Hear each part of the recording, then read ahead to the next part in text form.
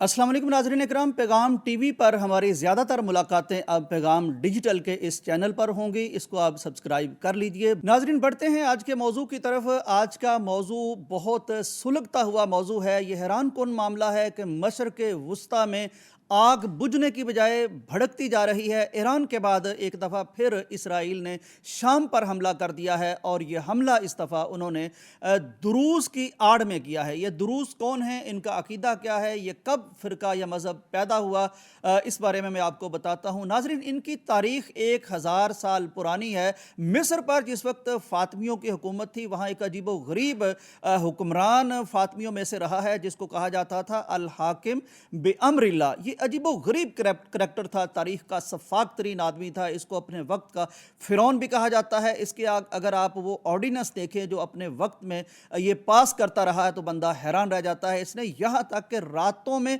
लोगों पर सोने पर पाबंदी लगा दी थी। इन्होंने पूरी कौम को कुत्ते मारने पर लगा दिया था क्योंकि उनका भौंकना इसे पसंद नहीं था। कई सब्जियों पर इसने पाबंदी लगा दी थी। तो इस तरह का ये अजीबो गरीब करैक्टर था। इसके दौर में ये 1021 में काहिरा में मौजूद था। इसकी मौत भी बड़ी अजीबो गरीब हुई। एक दिन ये हुआ कि ये पैदल अपने महल से निकला और फिर उसके बाद कभी ज़िंदगी में पता नहीं चल सका कि खलीफा साहब के साथ क्या बना। तारीख़ इस बारे में खामोश है। इसका दौर था जब ये दुरूज़ कबीला, ये बुनियादी तौर पर इसका ताल्लुक़ शिया अकायद से है, लेकिन जब अल हाकिम बिअम्रिल्लाह के दौर में यह नमूदार हुआ तो इसने अपना बड़ा मान लिया अल हाकिम को और उसका पैरोकार हो गया और शियों से तब इन्होंने अपना ताल्लुक़ ख़त्म कर दिया। इनको अल मुवहिदून भी कहा जाता है क्योंकि ये तौहीद को मानने का इकरार करते हैं या दावा करते हैं। ताहम इनका कहना यह है कि अल्लाह तबारक व तआला की ज़ात को समझना मुमकिन नहीं है। इनका अपना एक झंडा है जिस पर एक सितारा है और 5 उसके रंग हैं जो ये बताते हैं कि यह 5 अंबिया की तरफ इन रंगों की हम निस्बत करते हैं। इनके झंडे को दुरूज़ सितारा कहा जाता है। बहरहाल ये इस तरह के इनके अकायद हैं।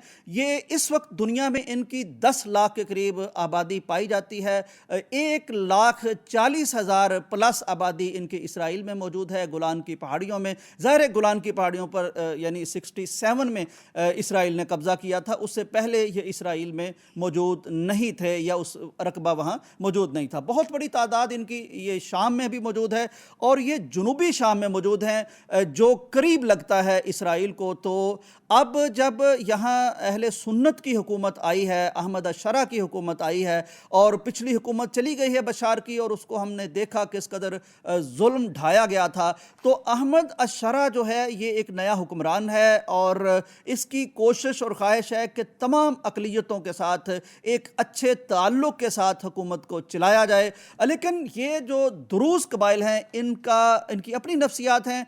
ये कहते हैं कि हम नई हुकूमत का हिस्सा नहीं बन सकते, हम आज़ाद हैं, खुद मुख्तार हैं। तो ये एक बुनियादी तौर पर इनका क्लैश आप समझ लीजिए कि जिस तरह किसी इलाके में कुछ बगावत होती है और हुकूमत उनको अपने अंडर लाने के लिए या हुकूमती रिट कायम करने के लिए जो मामला करती है, तो सेम इनका मामला है। अहमद अशरा की फ़ौज की ख्वाहिश है, हुकूमत की ख्वाहिश है कि ये बाकायदा उनकी हुकूमत को और शामी हुकूमत को तस्लीम करें, जबकि ये लोग चाहते हैं कि नहीं, हम ये नहीं कर सकते। अब ये ख़ुद भी तकसीम है, दुरूज़ भी तकसीम है। इनमें कुछ सियासतदान हैं, कुछ उलमा इकराम हैं उनका ख्याल यह है कि हमें शामी हुकूमत के साथ ताउन करना चाहिए, अहमद अशरा को हुक्मरान मानना चाहिए। लेकिन कुछ नौजवान हैं जिनका गर्म खून है और वो कहते हैं कि नहीं, हम एक खुद मुख्तार कौम हैं, हम किसी के अंडर इनके नहीं आ सकते। वाक़या शुरू होता है एक दुरूज़ ताजर के अगवा से। दुरूज़ ताजर अगवा हुआ, फिर ज़ाहिर है वो एक बड़ा सारा मामला चपकलच का शुरू हो गया,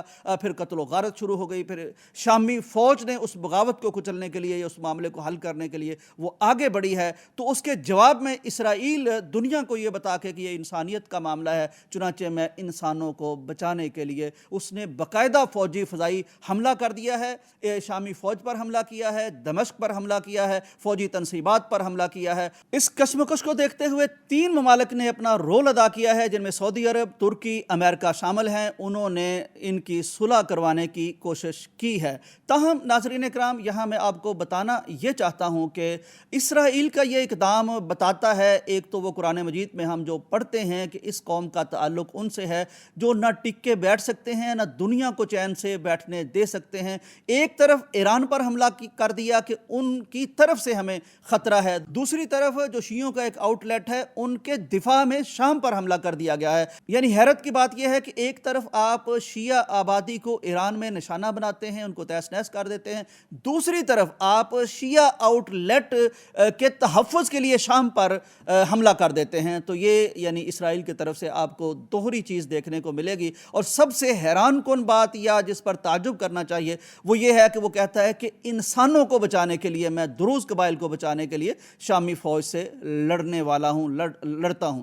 ناظرین، اس سے دو تین چیزیں آپ سمجھ لیجئے۔ ایک تو اسرائیل مشرق وسطیٰ میں امن ہونے دینے کے لیے کبھی تیار نہیں ہے، وہ اصلاً اس کے مقاصد اپنے ہیں، وہ جنوبی شام پر حملہ کرنا چاہتا ہے، شام کو کمزور کرنا چاہتا ہے، یہاں ایک بفر زون قائم کرنا چاہتا ہے غیر عسکری، تاکہ شامی حکومت کی یہاں رٹ قائم نہ ہو اور یہ اس کی پراکسی بن جائیں دروز قبائل اور اس کے لیے کام کریں، اس کو تحفظ دیں۔ ایک طرف یہ کام، ایک طرف وہ فلسطینیوں کے قتل عام میں کھلے عام شریک ہوتا ہے اور بیچارے روٹی کے لیے اکٹھے ہوتے ہیں تو ان پر بمباری کر دی جاتی ہے، اور دوسری طرف وہ کہتا ہے کہ انسانی ناطے سے میں دروز قبائل کو بچانے کے لیے شام سے لڑ گیا ہوں۔ ناظرین، سوال میرا آخری یہ ہے کہ اگر اسرائیل انٹرنیشنل ضابطے ختم کرتے ہوئے دروز قبائل کو بچانے کے لیے یہاں حملہ کر سکتا ہے تو سوال پیدا ہوتا ہے کہ مسلمان فلسطینیوں کیا کچھ نہیں لگتے؟ ان روٹیوں کے لیے پہلے ترستے ہیں، تڑپتے ہیں، پھر کوئی تنظیم روٹی دینے کے لیے، پانی دینے کے لیے آتی ہے تو وہ بیچارے ہزاروں کی تعداد میں ایک لقمے کے لیے اکٹھے ہوتے ہیں تو ان پر بم برسا دیا جاتا ہے، بارود برسا دیا جاتا ہے۔ کیا دروز قبائل کے پشتبان بننے کا دعویٰ اسرائیل کر سکتا ہے تو مسلمان فلسطینیوں کا بہتا ہوا خون روکنے کے لیے کوئی دعویٰ نہیں کر سکتے؟ کیا صرف فلسطینی اس دھرتی پر ایک ایسی قوم ہے جن کا کوئی سہارا نہیں، جن کا کوئی رشتہ دار نہیں، جن کا کوئی تعلق دار نہیں، جن کے لیے کوئی آواز نہیں اٹھا سکتا، جن کے لیے کوئی آ نہیں سکتا؟ دروز قبائل کے لیے اسرائیل بھی آ جاتا ہے، ان کے لیے کون آئے گا، کب آئے گا؟ سوال ہمارے سامنے یہ ہے۔ اجازت دیجیے، اللہ حافظ۔